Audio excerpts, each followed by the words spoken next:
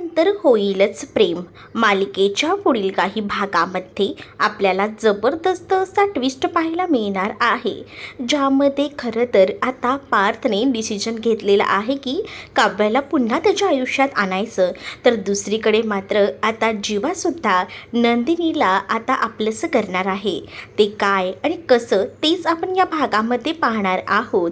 तर शेवटपर्यंत हा भाग नक्कीच बघा. चला तर मग आजच्या भागाला सुरुवात करूया. सगळ्यात आधी आपण पाहतो की काव्या कॉलेजमध्ये गेलेली असताना काव्याला तेथील मुलं छेडायचा प्रयत्न करतात आणि काव्याला ते सांगत असतात की आम्हीही भाऊ आहोत, तर आमच्यासोबतही तू जरा राहा, असं काहीसं ते आता बोलत असतात. पण त्याच वेळेला तिथे नंदिनी आलेली असते आणि नंदिनीने अचानक एंट्री घेऊन मात्र आता खूप चांगलंच काव्याचं रक्षण केलेलं असतं आणि सगळ्यांना सडेतोड उत्तर दिलेलं असतं. त्या मुलांना जेव्हा नंदिनी मारते तेव्हा मात्र आता आजूबाजूला जी कॉलेजची मुलं असतात ना, ती आपल्या मोबाईलमध्ये हा व्हिडिओ शूट करत असतात आणि त्यांना मात्र हा व्हिडिओ शूट करून आता मजा येत असते. कारण आजकाल ट्रेंड चालू आहे ना, एखाद्या प्रसंगी काहीतरी सुरू असेल तर त्याचा व्हिडिओ बनवायचा आणि तो व्हिडिओ व्हायरल करायचा. अगदी तसंच हे सुरू असतं. ते नंदिनी आणि काव्या ह्या मात्र आता त्या मुलांना चांगलाच धडा शिकवत असतात.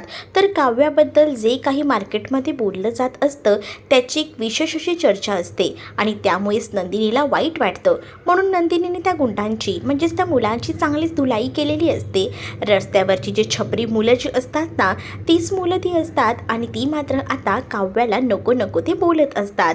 तर दुसरीकडे मात्र आता पार्थ असाच मोबाईल घेऊन बसलेला असतो.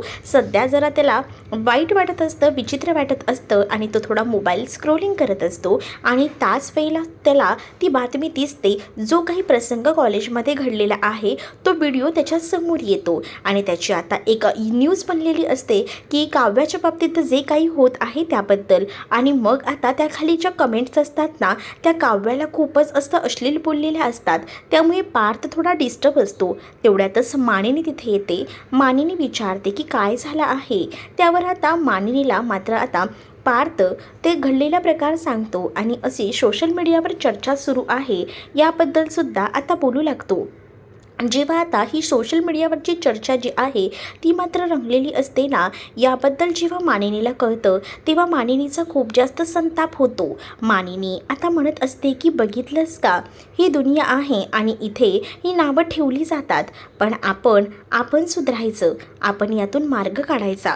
मी तुला याआधीही सांगितलं आहे की तुझं काव्यावर प्रेम आहे तर काव्याला आपलंसं कर. काव्या ही तुझीच आहे, पण तरीसुद्धा तू काव्याला ॲक्सेप्ट करायला तयार नाही आहेस. मी तुला तेच सांगते, मागे भूतकाळात ज्या काही गोष्टी झाल्या आहेत ना, त्या विसरून पुढे जायचा प्रयत्न कर.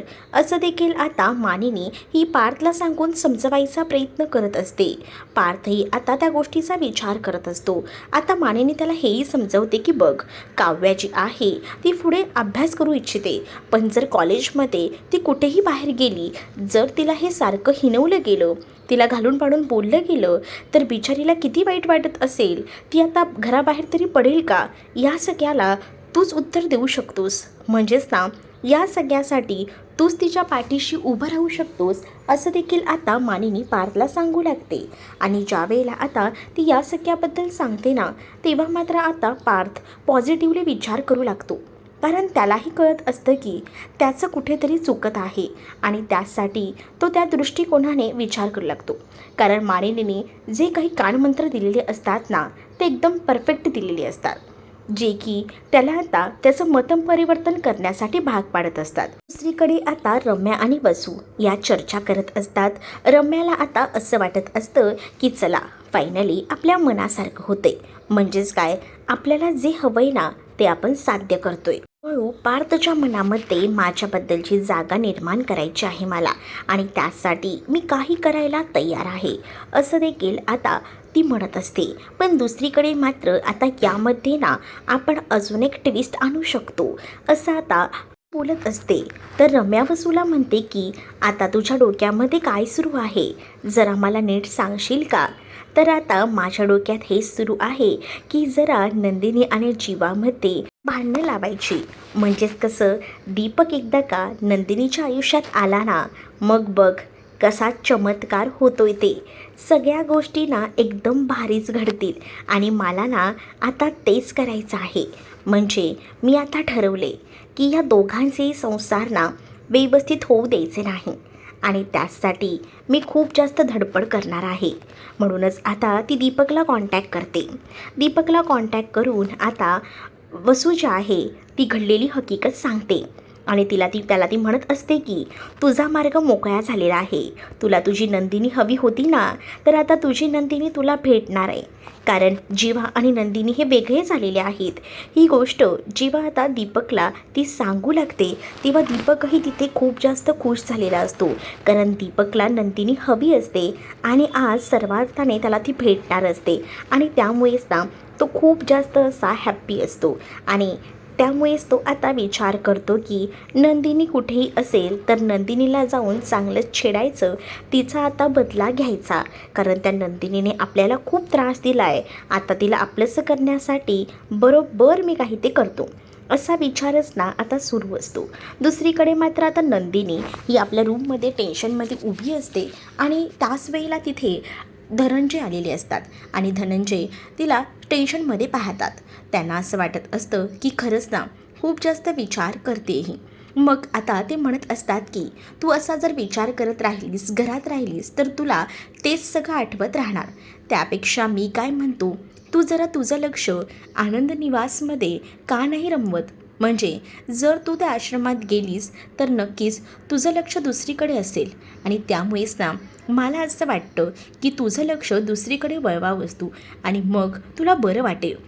मग तो आनंद निवास जर तुला विकत घ्यायचा असेल ना तर मला सांग. त्या जीवाच्या नावावर आहे ना, मी तुला काही पैसे देतो. आता त्याच्या तोंडावर आपण पैसे फेकून मारूया आणि आपण तो आनंद निवास घेऊया. पण आता मात्र नंदिनीला माहिती असतं की जीवा जो आहे ते हे काही स्वीकारणार नाही आणि तो काही आनंद निवास तिच्या नावावर करून देणार नाही आणि म्हणूनच ती आधी बाबांना नकार देते. बाबांना म्हणत असते की नाही बाबा, मी माझ्या परीने मला जमेल तसे मी प्रयत्न करते, तुम्ही नका काळजी करू माझी, असं देखील आता ती सांगू लागते. आणि त्याच वेळेला आता जेव्हा या सगळ्या गोष्टी ती बाबांना सांगते तेव्हा कुठे जाऊन बाबासुद्धा आता शांत राहतात. तर दुसरीकडे मात्र आता बाबांनी सांगितलेल्या गोष्टीचा विचार मात्र आता नंदिनी करत असते. नंदिनीला कळत असतं की आपण आनंद निवासमध्ये गेलो तर नक्कीच आपलं लक्ष हे दुसरीकडे लागेल आणि आपण त्याच गोष्टीचा विचार करू. ती विचार करते की तो आश्रम विकत घेण्यापेक्षा यांच्याकडनं रेंटने ॲग्रीमेंट करून घेतलं तर ते सुद्धा बेटर राहील आणि म्हणूनच ती आता त्या ॲग्रीमेंट करायचं ठरवते. त्यासाठी ती जीवाला कॉन्टॅक्ट करते.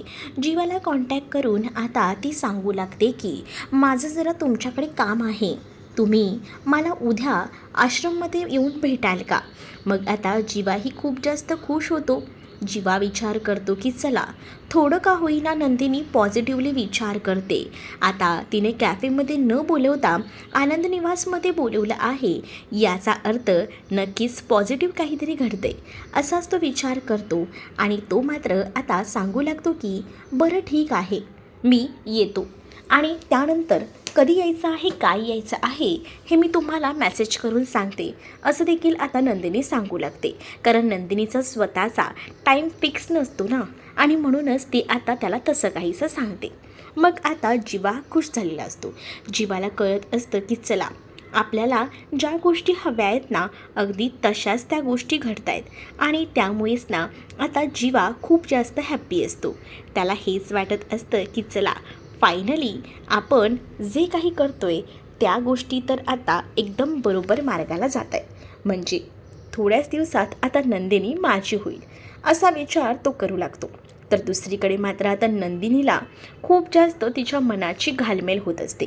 कारण आता तिला जाऊन भेटायचं जे असतं आणि भेटूनच आता बोलायचंही असतं. पण ते ह्या सगळ्यासाठी तयार होतील का हे सुद्धा मनामध्ये कुठेतरी हुरहुर असते आणि त्यासाठी ती आता ठरवते. पण बोलायला तर लागणार आहे. जर त्यांच्यासोबत मी रेंट ॲग्रीमेंट करून घेतलं तर ते एका अर्थाने बरंच होईल ना. म्हणजे सारखा सारखा त्यांच्याशी संबंध तर येणार नाही. वर्षभराचं 2 वर्षाचं ॲग्रीमेंट आपण करून घेऊया, असा काहीसा विचार ती करते.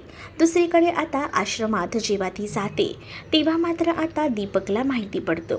दीपक लक्षच ठेवून असतो की कधी एकदा ती बाहेर पडते, जेणेकरून तिच्यावर चान्स मारता येईल. नंदिनी घराबाहेर पडल्यानंतर ती डिरेक्टली आता तिथे जाते आणि जेव्हा ती तिथे जाते ना, आश्रमात गेल्यानंतर तिथे आता कोणीही नसतं आणि त्याच संधीचा फायदा इथे असणारा दीपक घेतो. दीपक डायरेक्टली जातो आणि नंदिनीला स्पर्श करायचा प्रयत्न करत असतो. नंदिनी त्याला आपल्यापासून लांब करत असते, पण नंदिनीचं आता तो काही देखील ऐकायला तयार नसतो, कारण आता त्याला बऱ्याच दिवसांपासून या सगळ्या गोष्टी हव्याशा होत्या आणि आज खऱ्या अर्थाने त्याला हे सगळं मिळालेलं आहे, तर तो थोडी सोडणार आहे आणि म्हणूनच तर तो आता अजूनच तिच्या जवळ येतो. तर दुसरीकडे मात्र आता तेवढ्यातच तिथे जीवाही तिला भेटायला आलेला असतो, कारण ऑलरेडी तिने जीवाला बोलवून घेतलेलं असतं ना. मग जीवा तिथे येतो आणि जीवा लांबूनच हे सगळं पाहतो. जीवा आता संतापलेला असतो. तसा दीपक तिला हा स्पर्श करतो, त्या सगळ्या गोष्टींना आता नकोशा झालेल्या असतात आणि त्यामुळेच आता जीवा वैतागतो आणि जीवा आता त्याला मारू लागतो. जीवाने त्याच्यावर हात उचलल्याबरोबर आता इकडे मात्र पाहायला मिळतं तो खूप जास्त घाबरतो. तो म्हणत असतो की मी काही केलं नाही, पण जीवाने स्वतःच्या डोळ्यांनी पाहिलं होतं ना, जे काही चित्र आहे ते समोर त्याला स्पष्ट दिसलं होतं आणि त्यामुळेच ना आता जीवा वैतागतो आणि जीवा आता त्याला मारहाण करायला सुरुवात करतो.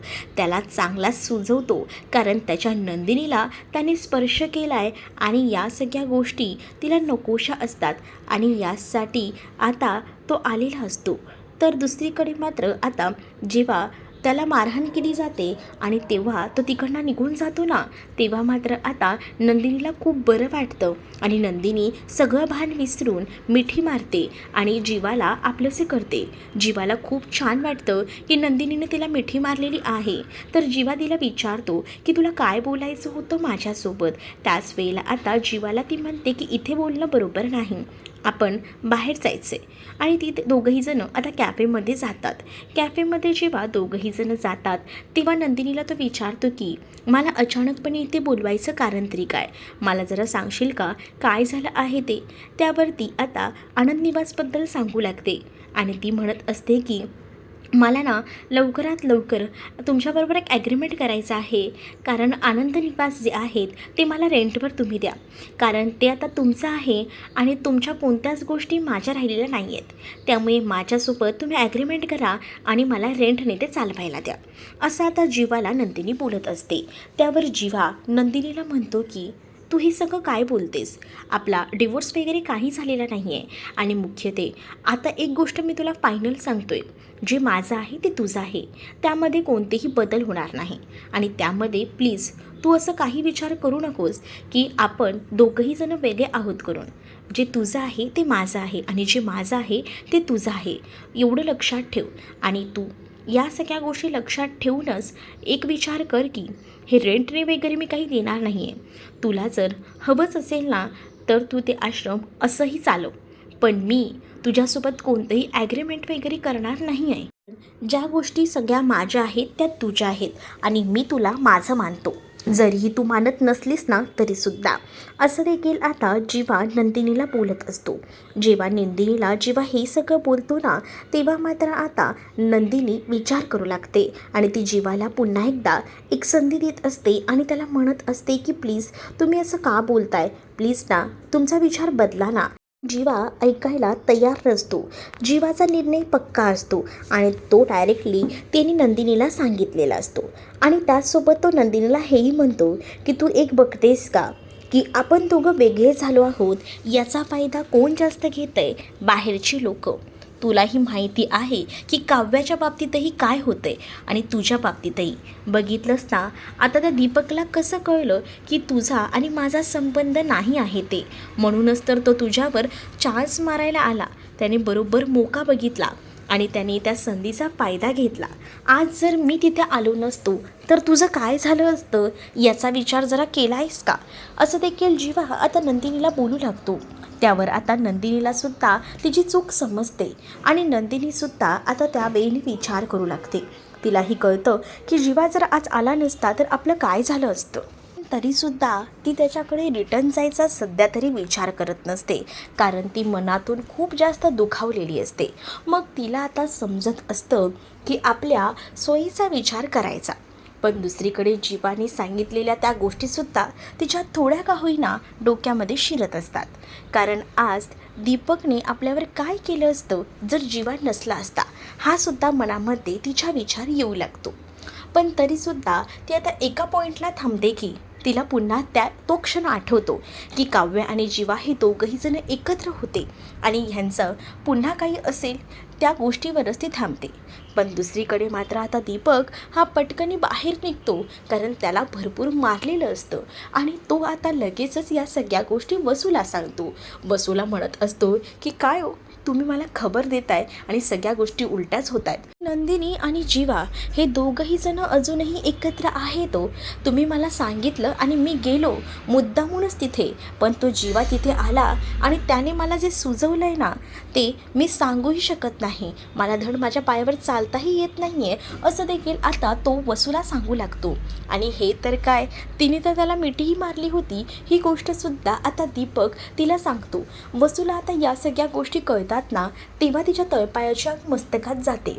तिने आता एवढा तमाशा करून सुद्धा ना तिला असं वाटत असतं की काही झालं तरी ह्यांचे संसार जे आहेत ते दोन्ही मुलांचे हे नीट व्हायला नको.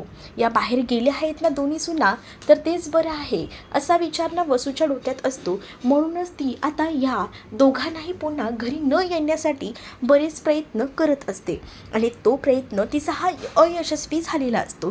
कारण काही झालं तरी त्यांना आता एकमेकांची सवय झालेली आहे, एकमेकांवर ते मनापासून प्रेम करतात.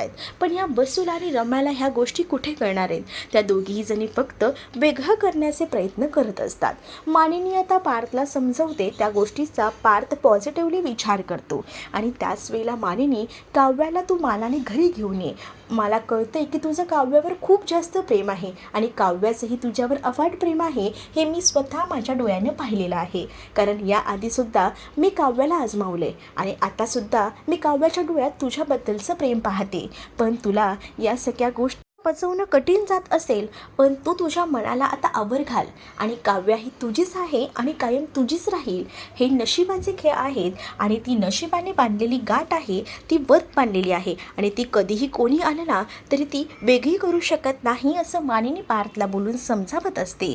पार्थला सुद्धा खरंच आता असंच वाटत असतं की काव्याची नाहक बदनामी बाहेर होते, त्यापेक्षा जर काव्याला आपण जर घरी आणून ठेवलं तर निदान जगासमोर तर हे तर राहील की काव्य तिच्या मानाच्या घरात राहते, तिला बाहेर कोणीही असं काही बोलू शकणारही नाही असाच विचार पार्थ करत असतो. आणि त्याच वेळेला आता तो काव्याला कॉन्टॅक्ट करायचा सुद्धा प्रयत्न करणार असतो. तर रम्या आता हे सगळं ऐकत असते आणि रम्याला आता या सगळ्या गोष्टीचा राग येतो. दुसरीकडे रम्या आता ह्या सगळ्या गोष्टी बाहेरून ऐकते आणि वसूला सांगायला जाते आणि ती म्हणत असते की बघितलंस का, ती मामी पण आता पार्थ आणि काव्याला एकत्र आणण्याचे प्रयत्न करते. मी कितीतरी कष्टाने त्या पार्थच्या मनातून काव्याला उतरवायचा प्रयत्न करते, पण ही मामी हे सगळ्यावर पाणी फिरवते. पण मला काही झालं ना तरीसुद्धा मला पार्थ हवा आहे आणि त्यासाठी ना मी काही करेन असं देखील आता इथे रम्या बोलत असते. आता रम्याचे डावपेच जिंकतात की काव्या पार्थचं प्रेम जिंकतं हे येणाऱ्या भागामध्येच आपल्याला पाहायला मिळेल. तुम्ही जर आपल्या चॅनलवर नवीन असाल तर चॅनलला नक्कीच सबस्क्राईब करा. त्याचसोबत व्हिडिओ आवडला असेल तर व्हिडिओला लाईक करायला विसरू नका. चला तर मग भेटूया पुढच्या भागामध्ये. तोपर्यंत टाटा बाय.